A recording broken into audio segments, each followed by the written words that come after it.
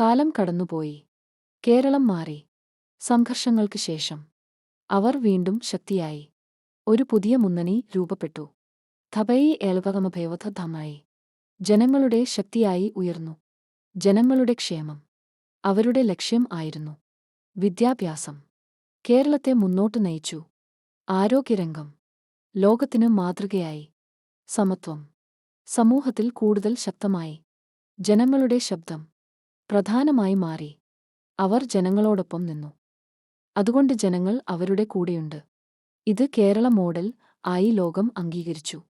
ഇന്നും ഈ യാത്ര തുടരുന്നു. ത്യാഗങ്ങളും പോരാട്ടങ്ങളും ഈ കഥയുടെ അടിസ്ഥാനം. ഇത് ഒരു പാർട്ടിയുടെ കഥ മാത്രമല്ല, ജനങ്ങളുടെ വിജയകഥയാണ്. അനീതിയിൽ നിന്ന് സമത്വത്തിലേക്ക് കേരളത്തിന്റെ ഈ യാത്ര ഇന്നും തുടരുന്നു. ഇതാണ് ഒരു വിപ്ലവത്തിന്റെ കഥ.